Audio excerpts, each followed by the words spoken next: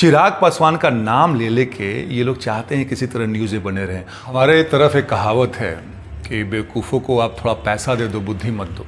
तो दया के कारण ये सुर्खियों बने रहते हैं। नहीं तो सर ये लोग गेटकीपर बनने लायक नहीं है। नाम नयन सुख और आंख से बंद हैं आप। ये अभी आप आरा के देखा जब ने पदयात्रा किया था, कभी बिहार बचाओ मार्च में गए थे कभी आप? ऐसे हमारे अध्यक्ष जी का जो जनरेशन है वो चाहता है कि जितनी भी राजनीति में गंदगी है उनको हटाया जाए। चिराग पासवान जी को यूज़ करने की कोई अगर गलती करेगा तो मुझे लगता है कि वो सबसे बड़ा बेवकूफ़ होगा। इनके मंत्री जी को मिल गया अल्टीमेटम के 3 महीना जी। ठाकरे परिवार लिखित दे सकता है कि आने वाले समय में वहां पे बिहारियों के साथ गलत व्यवहार नहीं हो।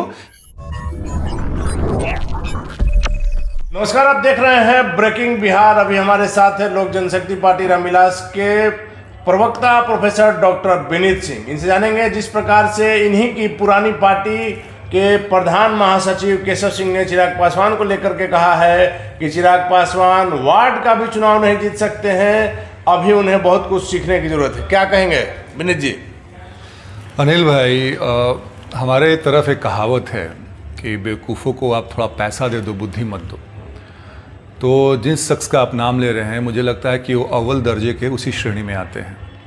ये लोग ऐसे लोग हैं जो अपनी जो साख है वो बिल्कुल खो चुके हैं। 20 साल 25 साल कहने के लिए कहते हैं कि हम राजनीति कर रहे हैं, ना उनको बोलने का सलीका आता है। आज तक वो कहते हैं कि वार्ड पार्षद का चुनाव नहीं लड़ सकते हैं। भाई, हमारे राष्ट्रीय अध्यक्ष जी तो 2 बार के सांसद हैं। पिछले बार 2,40,000 वोट से उन्होंने जीत दर्ज की थी। ये बताएं कि ये जो शख्स जो हैं ये कितनी बार चुनाव कहाँ से लड़े और क्या जीते? उनका कहना था कि मतलब अपने दम पर। ठीक है, अब जहाँ तक बात आती है अपने दम पे, अब तो आने वाला 2024 और 25 बता देगा कि किसका कितना दम है। और इनका दम हमने देख लिया है। आज अगर हमारे दिवंगत संस्थापक रामविलास पासवान जी का नाम हटा दें तो पशुपति पारस जो इनको ये मंत्री और ये नेता मानते हैं वो कहीं वार्ड पार्षद बनने लायक नहीं रहेंगे। तो इस पार्टी जो भी गुटका है, अपना जो भी गुट है, इनका जनाधार बिल्कुल खत्म हो चुका है। और कहते हैं ना, खिसियानी बिल्ली खंभा नोचे, वही वाला हाल है। चिराग पासवान का नाम ले लेके ये लोग चाहते हैं किसी तरह न्यूज़ें बने रहें। और भला हो आप जैसे मीडिया भाइयों का कि आप लोग उन पर दया करते हैं। भाई, पुराना पहचान है इसलिए दया कर देते हैं, उम्र हो गया है तो दया के कारण ये सुर्खियों बने रहते हैं। नहीं तो सर ये लोग गेटकीपर बनने लायक नहीं हैं। एक और बात उन्होंने कही है कि चिराग पासवान किसी से मिलते हैं तो अपने सोशल मीडिया पर उसको डालते हैं, उस फोटो को, उस वीडियो को। यदि अमित शाह से उन्होंने कहा है कि हमारी मुलाकात हुई है, बात हुई है, मीटिंग हुई है, तो क्यों नहीं उस वीडियो को डाला? सही बात है। जितना आपका सोच होगा आप उतना ही दूर तक आकलन कर सकते हैं। ये समझते हैं कि राजनीति दिखाने के लिए कुछ और होता है और एक्चुअल में कुछ और होता है जी। हाँ, हर एक चीज़ जो पर्दे के पीछे जो होती है वो क्या आपको फोटो दिखा दिया जाए कि भाई क्या बात चल रहा है, क्या नहीं चल रहा है, कि आपके जैसे जितने भी बेवकूफ़ लोग हैं वो काम करना चालू कर दें। तो आप हमारी परेशानी में आप अपने आप को शामिल ना करें। हम लोग जो है अपनी लड़ाई लड़ रहे हैं, जद्दोजहद है, संगठन मजबूत हो रहा है, समाज के लिए कार्य हो रहा है। मैं उनका इंटरव्यू सुन रहा था, कहते हैं कि कहाँ जाते हैं चिराग पासवान जी, किस दलित के पास जाते हैं? वैशाली में खास करके उन्होंने बात कही जहाँ जो सड़क दुर्घटना में कई लोग की मृत्यु हो गई है, उसमें सिलसिलेवार ढंग से मैं जवाब दूंगा। इनको ये नहीं मालूम है और इसको कहते हैं ना कि नाम नयन सुख और आंख से बंद हैं आप। ये क्या है कि इस वैशाली में 6 लोगों की कमेटी बनाई थी हमारे राष्ट्रीय अध्यक्ष जी ने, और सारे जो हैं और शीर्ष नेता हमारे वहाँ पहुँचे थे। उस दुखी से मिले जी शोक संतृप्त परिवार से मिला गया था और मिलके उनको जो भी आश्वासन के अलावा जो भी सरकार से कार्रवाई की जो अपेक्षा रखते हैं उसके लिए भी हमने उनको अपना संकल्प दिया था कि भाई हम ये काम करेंगे। पहले इनको ये बात नहीं मालूम है। दूसरी बात, आप देख लें, जंदाहा में लेके दलित बच्ची के साथ जो दुष्कर्म होने के बाद हत्या कर दी गई थी, इसके अलावा समस्तीपुर में हो या आरा में हो, मुजफ्फरपुर में हो, आप ये बताएं कि इनके नेता कब जाते हैं? हमारे नेता तो हर जगह, ये पूरा ये सोशल मीडिया पे ये बिल्कुल इसलिए दिया जा रहा है कि ऐसे बेवकूफ़ों को दिखे, पारदर्शिता रहे। आप कहते हैं कि वार्ड पार्षद, मैं बार बार इसी बात कहूँगा, कभी आप आरा के देखा जब ने पदयात्रा किया था, कभी बिहार बचाओ मार्च में गए थे कभी आप जो ये हमारा जो आशीर्वाद यात्रा है उसमें गए थे आप? सर ये लोग, फिर से मैं बता रहा हूँ कि ये आप लोग के अनुकंपा पे, आप लोग जैसे भाई जैसे जो दया करते हैं ना, इसलिए यहाँ पे बढ़ के बोल देते हैं। नहीं, उन्होंने आरा का भी देखा था और आरा के लिए उन्होंने शुक्रिया भी किया। तो शुक्रिया क्यों, वो तो कहेंगे कि भाड़े की भीड़ लेके आ गए थे। भाई ऐसे लोग, देखिए ना, राजनीति में अंग्रेजी में कहावत है, इस refugee last refugee of scoundrels, ठीक है। लेकिन राजनीति को इनका जो जनरेशन था ऐसे ही इन्होंने गंदा करके रखा है। जो हम जैसे हमारे अध्यक्ष जी का जो जनरेशन है वो चाहता है कि जितनी भी राजनीति में गंदगी है उनको हटाया जाए। लेकिन प्रोफेसर साहब, आपने देखा होगा कई दफे चिराग पासवान के मंत्री बनने की बात हुई, केंद्रीय मंत्री बनने की बात हुई, इस बार भी बातें हुई हैं कि अमित शाह से मीटिंग हुई है मोकामा चुनाव के समय, जो मोकामा और गोपालगंज उपचुनाव था।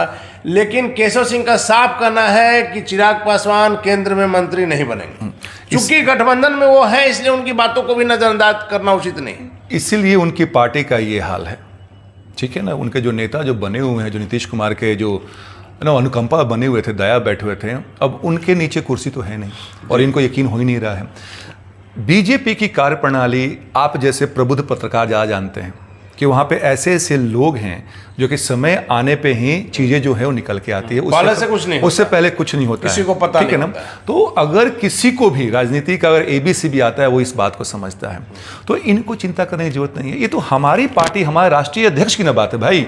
हम संघर्ष कर रहे हैं, आपके मंत्री, आपके नेता मंत्री बने हुए, आप खुश रहें, तो आपको हमारे फटे में टांगने की क्या जरूरत है। तो क्या लग रहा है कि चिराग पासवान की एनडीए में एंट्री होने वाली है, केंद्रीय मंत्री बनने वाले हैं, इसलिए पारस खेमे में इतनी बेचैनी है? भाई बेचैनी तो होगी ना, जिस व्यक्ति के पास 500 वोट का जनाधार नहीं है।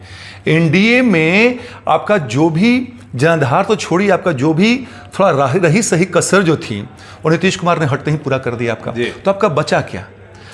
लेकिन प्रोफेसर साहब, एक चीज शायद आप मानना चाहें कि बीजेपी ने आप लोगों को जब तब यूज जरूर किया है, लेकिन जब समय आया है तो उस तरह का रिटर्निंग नहीं दिया। अभी आपने देखा होगा बीजेपी के प्रदेश अध्यक्ष संजय जायसवाल का जो बयान आया था सीटों को लेकर के, चिराग पासवान इसके पहले आप लोगों का 6 सीटों पर आप लोगों ने लड़ा था, लेकिन सीटों को लेकर के भी देखिए खींचातानी अभी 2024 कितना आगे है और अभी से शुरू है। मुझे लगता है कि संजय जायसवाल इन निर्णय के लिए अधिकृत नहीं है। जो भी सीट का बंटवारा होगा गठबंधन में, उस जो उनका जो सर्वोच्च बीजेपी में तो जो होगा सो दिल्ली से होगा, आपको मालूम है आपको जी। और हमारे राष्ट्रीय अध्यक्ष जी निर्णय लेंगे। तो संजय जायसवाल जी का अपना जो टर्म है वो खत्म हो चुका है, तो कुछ भी अनाप शनाप ना बोलें। इससे क्या होता है कि गठबंधन का या आपस में कटुता आती है, तो वो सब काम मैं कहूंगा कि उनसे उनको बचना चाहिए। दूसरा सवाल आपने ये पूछा कि अगर चिराग पासवान जी को यूज करने की कोई अगर गलती करेगा तो मुझे लगता है कि वो सबसे बड़ा बेवकूफ होगा, क्योंकि 2 साल में हमारे राष्ट्रीय अध्यक्ष ने वो चीज देखा है, अपने पिता को खोया, पार्टी टूटी, परिवार टूटा और मजबूती से राजनीति में उभरे। अब देख लीजिए आप, और आपने कहा कि मंत्री बनने की बात है। भाई धीरे धीरे मनवा धीरे सब कुछ होए, माली सींचे 100 घड़ा ऋतु आए फल आए। हर एक चीज का एक समय होता है, समय से पहले अगर चीज हो जाए तो उसका आनंद नहीं रहता है, और राजनीति है जो आनंद लेने की चीज है। तो कोई भी हम कहेंगे, या जदयू हो चाहे ये जिसका नाम ले रहे हैं आप, उनको चिंता करने की जरूरत नहीं है। हम लोग हमारे राष्ट्रीय अध्यक्ष जी के साथ बिल्कुल मजबूती से खड़े हैं, और हम बीजेपी के साथ, और बीजेपी हमारे साथ खड़ी है। अगर ये आपका है, आपको लगता है कि भाई आपका कद बड़ा है, तो ऐसा क्यों नहीं कहते हैं कि बीजेपी ये खुल के ये बात बोल दे कि भाई चिराग पासवान जी हमारे साथ नहीं है। हमें तो जो जानकारी जो मिली है कि इनके मंत्री जी को मिल गया अल्टीमेटम के 3 महीना, 3 महीने के बाद हटना है, या तो हटना है या तो अपना देख लीजिए कहीं जा देखना है। अब इस पे क्या कहेंगे भाई? सोर्स केवल आप ही के पास नहीं ना है, सभी के पास सूत्र हैं। और आपके बारे में जो हम जानते हैं, अब केशव सिंह जी, मैंने पहली बार भी कहा था कि सर राजनीति करें लेकिन साफ करें।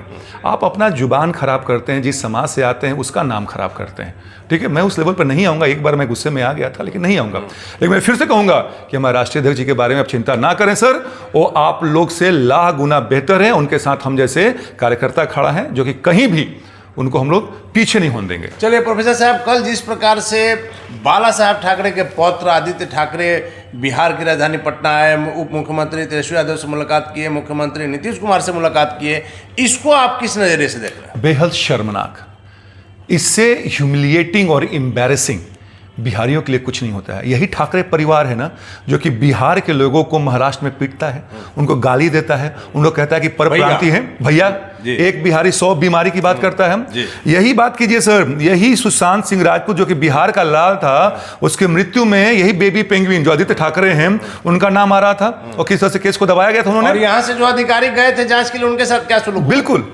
और यही तेजस्वी यादव जी के जो पिताजी हैं वो बाला साहब ठाकरे को पसंद नहीं करते थे दूसरे को।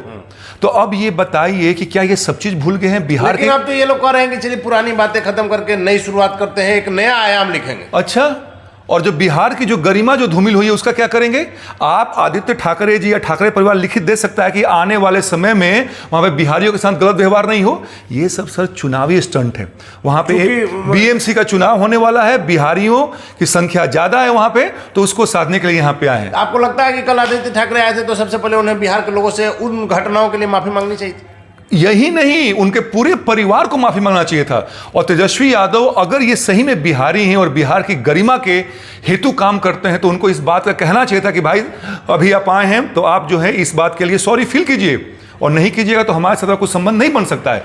लेकिन यहाँ क्या सर, बिहारी व्यक्ति, बिहारी मजदूर जाके बाहर महाराष्ट्र में खट रहा है, पीटा जा रहा है, यहीं से फैक्ट्रियां चल रही हैं और मजदूर की क्या स्थिति? और इन नेताओं का क्या है?